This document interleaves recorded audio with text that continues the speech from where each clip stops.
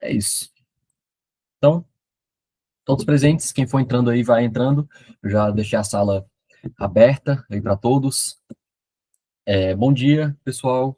Mais um GED aqui. Estamos no nosso GED de número 9, bem pertinho aí da nossa AV3, que vai ser no dia 1 de dezembro, né? Se eu não me engano, primeira chamada, e dia 3, que é uma quarta, segunda chamada. Então, a gente tem esse sábado agora, dia 22, e no outro sábado, dia 29, mais um GED, que o Ivens vai estar presente com vocês, de revisão.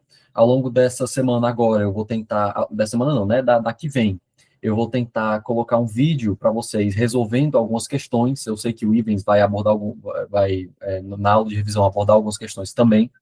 Então, assim, a gente vai exercitar bem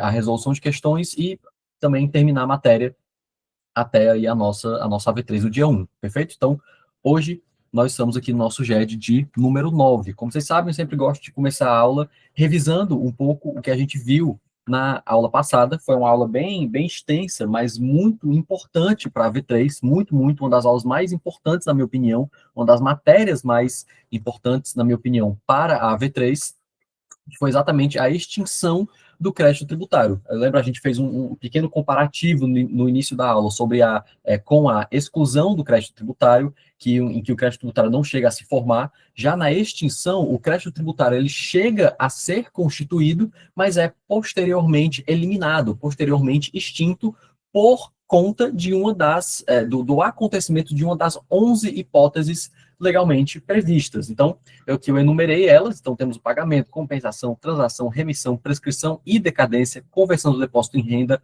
homologação, consignação em pagamento, decisão administrativa e judicial irreformável e a dação em pagamento. Então, assim, são várias hipóteses, cada uma com pequenos detalhes. Então, é importante que a gente estude e esteja muito atentos ao estudo da extinção do crédito tributário. Perfeito?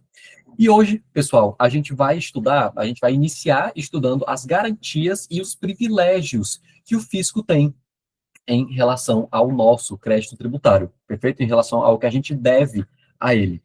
Eu vou ser inicialmente bem sincero com vocês quando tenho alguma aula muito importante, como, por exemplo, a aula da extinção do crédito tributário. Eu aviso, é uma aula importante, é uma matéria que a gente precisa saber para a V3, que é muito importante até mesmo para a prática do dia a dia do direito tributário.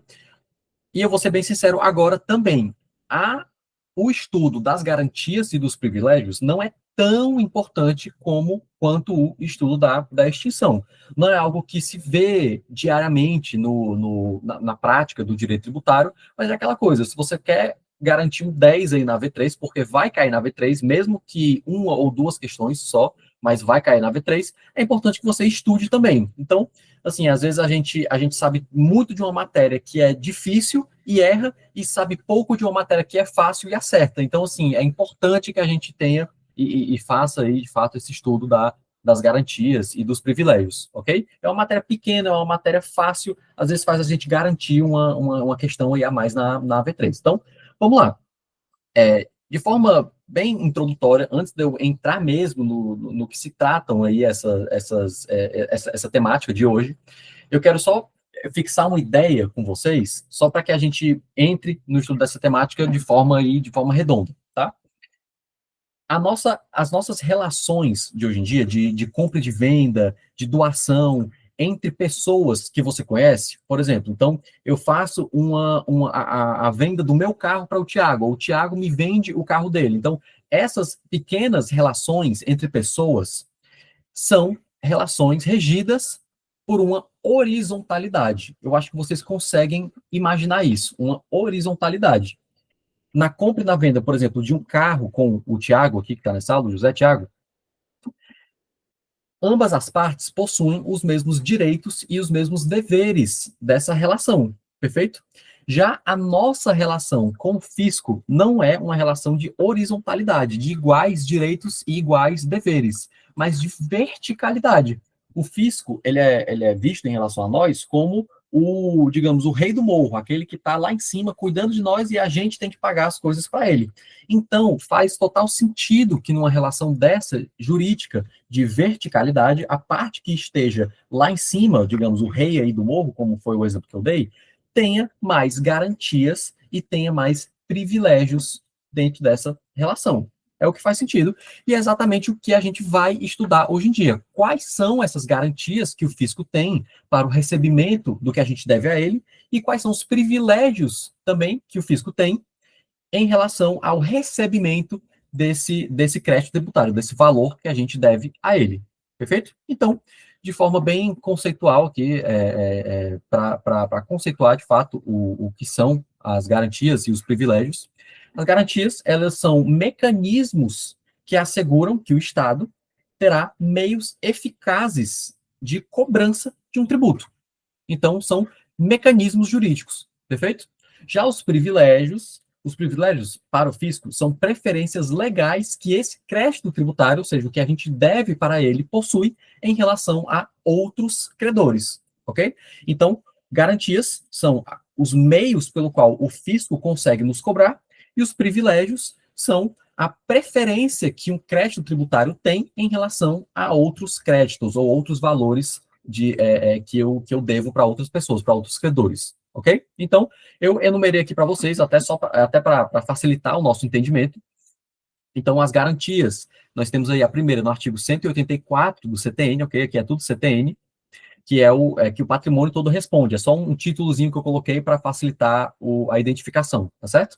A segunda é a presunção de fraude, no artigo 185, e a terceira garantia do fisco é a indisponibilidade de bens, no artigo 185-A. Quanto aos privilégios, o primeiro é a preferência do crédito tributário, no artigo 186, e o segundo privilégio é que o crédito tributário está fora do concurso de credores, está no artigo 187 e 188, ok? Só para facilitar a nossa identificação quando a gente for ler ali a lei seca, ok? A letra de lei, tá bom? Então, a primeira garantia que o fisco tem, o primeiro instrumento legal que o fisco pode utilizar para a cobrança do nosso débito, é o entendimento previsto no artigo 184 do CTN, que todo o patrimônio do contribuinte responde para o pagamento da dívida tributária. E quando eu digo todo o patrimônio, eu não digo só em relação a bens não digo só em relação à pecúnia, em relação a dinheiro, mas a bens móveis e a bens imóveis também, ok? Então, o CTN, ele vai estabelecer que todo o patrimônio do devedor responde, ok? Todo o patrimônio, bens móveis e bens imóveis, salvo, e essa é uma ressalva que tem na própria lei, no artigo 184, as hipóteses legais de impenhorabilidade, perfeito? Impenhorabilidade. E a lei não diz isso, mas eu coloquei um exemplo, que é a Lei 8.009 de 90, que fala sobre o bem de família. Aquele bem, se você mora numa casa, utiliza ela para fins de moradia com a sua família, é um bem impenhorável, essa lei do bem de família, ok? Então, isso seria, no caso, uma exceção. Seria uma exceção, mas eu vou tratar com vocês por que não é, tá? Um exemplo aqui dessa garantia. Se o contribuinte, ele deve ICMS, que a gente vai, inclusive, estudar na aula de hoje, qualquer bem penhorável, como carro, imóvel, máquinas, percebam, a gente está falando de bens móveis, carro, e bens imóveis também, como um apartamento, por exemplo, pode garantir o pagamento. Então, o fisco, ele tem essa prerrogativa, a lei dá a ele essa possibilidade de, inclusive, penhorar os meus bens imóveis, apartamento, casa, e bens móveis também, como carros, e, enfim, outras coisas, para garantir o pagamento de uma dívida tributária. E uma observação importantíssima que eu coloquei aqui para vocês, talvez seja mais importante até mesmo do que a regra geral aqui dessa garantia, porque é o que pode até cair em prova, é que a impenhorabilidade dessa lei que eu falei para vocês aqui de cima, que é a Lei 8.009 de 90, que fala sobre o bem de família, essa impenhorabilidade não vale, ou seja, mesmo sendo um bem de família, ele pode ser penhorado quando a dívida é uma dívida tributária ligada ao próprio imóvel. Então, se eu tenho um bem de família, um apartamento, por exemplo, que eu moro com a minha família, que, de acordo com essa lei, regra geral, 8.009 de 90, ele não pode ser penhorado. Mas eu tenho uma dívida tributária em relação a esse imóvel. Então, uma contribuição de melhoria em relação a esse imóvel, o IPTU, pagamento de IPTU em relação a esse imóvel. Caso eu deva esse valor, esse imóvel, ele pode vir a ser penhorado em um processo de execução fiscal. Perfeito? Então, só para que vocês tenham esse detalhe em mente, tá? Que, de fato, o CTN, ele faz essa ressalva para as hipóteses legais de impenhorabilidade, ok? Mas esse caso do bem de família, ele não vale, essa impenhorabilidade, ela não vale para dívidas tributárias vinculadas ao próprio imóvel, ok? Vamos lá. Próxima garantia está no artigo 185 do CTM. É que ele fala que a alienação, ou seja, a venda, a transferência, mesmo que seja de forma onerosa ou não onerosa, ok? Então, a alienação de bens após a inscrição em dívida ativa, que a gente vai, inclusive, estudar o que é hoje, mas eu imagino que você já tem uma noção do que seja inscrição em dívida ativa. Então, a alienação, a venda, a transferência de bens pelo contribuinte após a sua inscrição em dívida ativa presume-se fraudulenta. Presume-se fraudulenta. Salvo, obviamente, se o devedor ele tiver bens suficientes para realizar o pagamento dessa dívida. Então, assim, o exemplo que eu dou aqui para vocês é o exemplo mais claro possível. Uma empresa, ela vende o único imóvel que ela tinha, então, assim, ela não tem mais nenhum outro imóvel, mais nenhum outro bem. Ela vende o único imóvel que ela tinha logo após a sua inscrição em dívida ativa.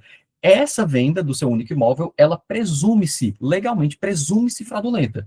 E o interessante desse presume-se é que a lei diz que não há possibilidade de prova em contrário. Não tem como você presumir algo para depois tentar desconstituir essa presunção em juízo, por exemplo. Essa presunção, ela não admite prova em contrário, ok? Então, essa venda desse único imóvel, logo após inscrição em dívida ativa, ela presume-se fraudulenta e pode sim ser desfeita por qualquer interessado, seja o Estado, seja o comprador, seja quem for, ok? Então, só que vocês tenham essa noção dessa presunção de fraude, ok? Quando a pessoa aliena o contribuinte, devedor, aliena o seu bem logo após a sua inscrição em dívida ativa, perfeito? Fiquem aí à vontade, claro, gente, para perguntar, tá bom? Caso queiram aí ligar o microfone ou levantar a mão, fiquem à vontade. Só beber minha água aqui. Terceira e última garantia que a gente vai estudar hoje é sobre a indisponibilidade de bens previsto no artigo 185-A. E essa garantia diz o seguinte: se o devedor, ou seja, o contribuinte devedor, ele é citado em execução fiscal e não paga em 5 dias após essa execução, o juiz ele pode, isso é uma garantia para o fisco, o juiz pode decretar a indisponibilidade dos seus bens. Então, sou uma empresa, não realizo o pagamento de um tributo, o fisco vai lá e ajuiza a execução fiscal. Nessa execução fiscal, eu sou citado, sou avisado da existência dela, e sou, inclusive, avisado que eu devo realizar o pagamento desse valor executado, desse débito executado, em 5 dias, sob pena de indisponibilidade dos meus bens. Não sei muito o que é isso, enfim, não sei como funciona, não realizo o pagamento desse débito. 5 dias se passam e todos os meus bens são decretados indisponíveis. O que significa essa indisponibilidade de bens? É uma medida judicial, perfeito? Então, o juiz que decreta isso em juízo, que bloqueia o patrimônio, seja móvel, seja imóvel, de uma pessoa, impedindo com que ela, pessoal, faça qualquer coisa com esse imóvel, inclusive vender, inclusive doar, inclusive transferir a qualquer título, a qualquer pessoa, ok? Esse bem, obviamente, ninguém vai me expulsar desse imóvel, por exemplo, da minha casa, ok? Que está sendo penhorado do meu carro, ninguém vai me expulsar dele, mas também eu não posso vender ele, eu não posso doar ele, eu não posso transferir ele para o nome de ninguém, ele é juridicamente quase que inexistente, certo? Então, essa é a determinação de indisponibilidade desse bem. Exatamente, pessoal, percebam, é uma garantia porque impede que o contribuinte seja citado nessa execução e vá lá e doe esse bem, para que esse bem não fique no nome dela, ok? Então, assim, é uma garantia e essa indisponibilidade é uma medida judicial, perfeito? Então, estudamos aí as 3 garantias, sendo a primeira, que o patrimônio todo do contribuinte responde, seja móvel, seja imóvel, e aí lembra daquele detalhezinho do bem de família. O segundo é sobre a segunda garantia, é sobre a presunção de fraude, quando a pessoa faz a alienação de algum bem após sua inscrição em dívida ativa. E a terceira garantia é a indisponibilidade de bens, medida judicialmente prevista que bloqueia todos os bens bloqueia todos os bens do patrimônio de um devedor citado em execução fiscal que não realizou o pagamento. Ok? Então, essas foram aí as 3 garantias. Agora vamos para os privilégios, ok? Lembrando, um privilégio de crédito fiscal é uma prerrogativa que o fisco tem de preferência de recebimento desse crédito fiscal frente a outros credores, ok? Então, o que quer dizer isso? O que esse primeiro privilégio quer dizer? Está lá no artigo 186. É a preferência do crédito tributário. Quer dizer o quê? Que na hora do pagamento, o crédito tributário, ele passa na frente, ele pula a fila da maioria dos outros credores, salvo, e isso é regra geral, débitos trabalhistas e decorrentes de acidente de trabalho. Então, tenham isso em mente, que esses são aí os privilégios que é o primeiro privilégio aí do fisco. Ok? Então, o crédito tributário, ele passa na frente, salvo no caso de débitos trabalhistas e decorrência de acidente de trabalho. Mas a lei, ainda no artigo 186, se eu não me engano, no parágrafo único, ele vai tratar de uma exceção a esse passar na frente, ok? Vai tratar da exceção, que são nos casos de falência, quando uma empresa ela está em fase de falência, ok? Já passou aí pela recuperação judicial ou não, e está agora na fase de falência. Então, na falência, o crédito tributário ele não tem preferência sobre. Então, lembrando, regra geral, o crédito tributário ele tem preferência sobre a maioria dos créditos. Ele só perde para débitos trabalhistas e decorrentes de acidentes de trabalho. Já na exceção e na falência, o crédito tributário ele não tem preferência sobre os créditos extraconcursais. Aqui a gente tem que relembrar rapidamente o direito empresarial, quem já fez aí cadeira de recuperação judicial, que os créditos extraconcursais são aqueles créditos que foram obtidos no curso da falência, ou seja, obtidos pela massa falida e não pelo patrimônio da empresa. Ok? Então, todos os débitos que foram adquiridos aí durante o período de falência pela massa falida. Então o crédito tributário ele não tem preferência sobre esses créditos extraconcursais. Segundo, sobre importâncias passíveis de restituição, ou seja, bens, direitos, patrimônio que a empresa falida ou que está em processo de falência tem e que um terceiro poderá restituir, ok? E a terceira hipótese são créditos com garantia real. Então, créditos com hipoteca, com penhor, ok? Então, no processo de falência, após todos os credores receberem esses créditos aqui, aí o crédito tributário ele é recebido pelo fisco, ok? Só para que vocês entendam aí esse primeiro privilégio. Segundo privilégio é que os créditos tributários, eles estão fora do concurso de credores. Isso está previsto no artigo 187 e 188. Lembra? Eu acho que todo mundo aqui que já fez cadeira de recuperação judicial vai lembrar o que é o concurso de credores. O concurso de credores é uma disputa entre os credores para ver quem vai receber primeiro os créditos de uma empresa que está em processo de falência, ok?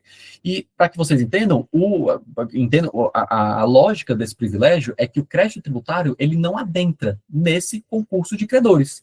Então, assim, a Fazenda Pública, em casos em que empresas estão em processo de recuperação judicial, de falência ou até de inventário, a Fazenda ela não disputa essa fila com outros credores, ok? Então, um exemplo que eu dou aqui para vocês é que uma empresa que entra em recuperação judicial devendo ICMS e também, perdão, vou ler de novo.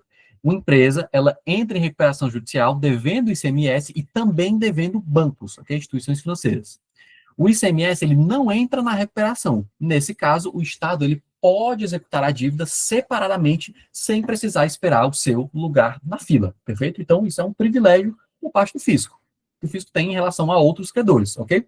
Uma observação importante que eu coloquei aqui para vocês, que pode até ser que caia na AV3, é se houver disputa entre diferentes entes públicos. Então, uma empresa, ela, além de dever vários outros credores, ela também ela também deve diferentes entes públicos. Então, ela tem débitos tributários da União, débitos tributários dos estados e débitos tributários de alguns municípios diferentes. Okay? Então, se houver, de fato, essas disputas entre entes federados, entre entes públicos, a preferência é que se pague primeiro os débitos tributários da União, depois os débitos tributários do estado e, por fim, os débitos tributários dos municípios. Ok? Tenham isso em mente. Apenas essa preferência. É muito fácil lembrar disso, né? É só pensar em quantas pessoas cada ente público cuida. Então, assim, eu estou devendo para várias pessoas. Para qual pessoa eu devo pagar antes? Eu devo pagar primeiro. Ou seja, para a pessoa que tem mais gente para cuidar. Então, assim, a União tem mais gente para cuidar do que o Estado, e o Estado tem mais gente para cuidar do que os municípios. Então, é só uma tentativa de memorização dessa preferência, tá bom? Então, terminamos aí essa parte de garantias e de privilégios. Lembrando, não é muito importante para a V3, mas pode ser que caia uma ou duas questões sobre garantias e privilégios, e como é uma matéria extremamente fácil, perceba, a gente falou dela em 15 minutos, talvez 20 minutos no máximo, tá? Então, assim, é uma matéria que vale a pena a gente estudar para não ter chance de errar na prova, tá bom? É uma ou outra questão aí a mais no AV3, um meio ponto, um ponto a mais, que é muito importante. E agora a gente passa para o estudo que é um estudo ainda mais rápido do que as garantias e privilégios, ok? Que é o estudo da administração tributária. Dentro dessa unidade, pessoal, tem alguns detalhes, mas tem alguns outros detalhes, ok? Mas eu vou trazer aqui para vocês só os mais importantes, que é os que irão efetivamente cair na AV3, ok? Imagino que o Elisberg tenha feito o mesmo com vocês. Que é basicamente só o estudo inicial das certidões de dívida ativa. O que são exatamente? A gente fica, às vezes, na dúvida quais são os tipos de certidões de dívida ativa, e é exatamente o que a gente vai ver agora, perfeito? Então, o que são exatamente as certidões de dívida ativa? São certidões, pessoal, fiscais, que são emitidas pelo fisco e informam ao contribuinte a sua situação tributária atual, ok? Elas mostram, são certidões emitidas pela internet mesmo, de forma gratuita, ok? Você pode jogar qualquer CNPJ na internet e você vai conseguir puxar as certidões de dívida ativa dela, que diz, basicamente, se esse contribuinte tem ou não tem débitos tributários pendentes, ok? Essas certidões, elas são de extrema importância, porque muitas vezes empresas que precisam participar de licitações, precisam participar de financiamentos bancários ou obtenção de benefícios fiscais, elas precisam apresentar essas certidões. E muitas vezes essas certidões não podem constar nenhuma pendência de qualquer dívida tributária, ok? Então, relembrando, o que são essas certidões de dívida ativa? Elas demonstram, elas informam a situação tributária de uma pessoa física ou de uma pessoa jurídica, ok? Elas informam se elas têm débito tributário pendente atual para pagar ou não, tá bom? E temos três espécies de certidões de dívida ativa. Primeira espécie é a certidão negativa de débitos, é a CND. Segunda espécie, certidão positiva de débitos, a CPD. E terceira, a certidão positiva com efeitos de negativa, CPEN, ok? Com forma de abreviação. E nesse único slide aqui, eu resumi o que é cada uma. Então, certidão negativa de débitos é um documento que ele vai comprovar que o contribuinte ele não tem nenhuma dívida tributária exigível. Ou seja, você puxa essa certidão e essa certidão te dá uma resposta de débitos negativos, ou seja, você não tem nenhum débito para pagar, ok? Então, certidão negativa de débitos. A certidão positiva, como vocês devem imaginar aí, é exatamente o contrário. É emitida um documento que comprova que o contribuinte ele tem sim dívida tributária exigível, ou seja, uma dívida tributária que existe, que já venceu e que não foi paga. Perfeito? Então, certidão negativa, quando a pessoa não tem nenhuma dívida tributária exigível. Certidão positiva, quando a pessoa tem dívida tributária exigível, já venceu e não foi paga. E o que é, então, a certidão positiva com efeitos de negativa? É o documento que é emitido quando o contribuinte ele tem o débito, ou seja, ele tem uma dívida tributária, porém, aí agora vamos puxar aqui um assunto que foi dado em aulas anteriores, que caiu na nossa AV1, que é a pessoa ela tem esse débito, ok? Mas esse débito não pode ser cobrado por parte do fisco. Por quê? Porque ele está suspenso, ele está com a sua exigibilidade suspensa. Então, vou dar um exemplo para vocês. Uma empresa, ela não tem nenhum débito de ICMS. Ela quitou, está quite com todos os seus, com todas as suas obrigações tributárias, ok? Vai lá no site lá da Fazenda, da Cefaz, ok? Da Secretaria da Fazenda Estadual, e puxa aí sua certidão. Qual certidão vai sair? Certidão negativa de débitos. Ela não tem nada. Perfeito. Segunda hipótese. Empresa recebeu aí a cobrança de ICMS, de IPTU, digamos assim, não pagou o IPTU. Vai lá na PGM, vai na Procuradoria Geral do município, no site, e puxa a certidão. Quando puxar a certidão, já que ela deve IPTU, vai sair uma certidão negativa ou positiva? Positiva de débitos, perfeito? Por quê? Porque ela tem débitos tributários de IPTU, ok? Agora, nesse terceiro exemplo, empresa, ela deve, digamos aí, R$ 100.000 de ICMS, mas ela não concorda com essa cobrança de R$ 100.000 de ICMS. Ela, então, entra em juízo com esse valor e deposita judicialmente esse valor. Ou seja, o que aconteceu? Lembra que depósito do montante integral é uma das hipóteses de suspensão da exigibilidade, ou seja, esse débito, ele existe, mas o Estado, no caso, a gente está falando de ICMS, né? O Estado, ele não pode cobrar esse tributo, não pode ajuizar a execução fiscal, protestar em cartório, etc. Lembram disso? Então, no momento em que ele for no site da Cefaz e puxar a sua certidão, não vai sair uma certidão negativa, porque ele tem débitos, e também não vai sair uma certidão positiva, porque apesar dele ter débitos, o fisco não consegue cobrar esses débitos dele. Vai sair qual certidão, então? A terceira hipótese. Uma certidão positiva, porém com efeitos de negativa. E essa certidão existe, e é muito importante, porque ela tem, como está no próprio título dela, ela tem efeitos de negativa. Então, o banco, para um financiamento, ele aceita essa certidão, ao invés de uma certidão negativa de débitos. Um processo licitatório, ele aceita uma certidão dessa, ao invés de uma certidão negativa de débitos, ok? Então, assim, basta você suspender a exigibilidade desse débito para que você consiga puxar aí a sua certidão positiva com efeitos de negativa. Perfeito? Caso tenha alguma dúvida, podem falar aí. Então, pessoal, esse é o estudo mais importante sobre essa unidade, esqueci o número da unidade, mas sobre essa unidade de administração tributária, ok? Essa é a parte mais importante de estudar, que são as certidões de dívida ativa e suas espécies, tá certo?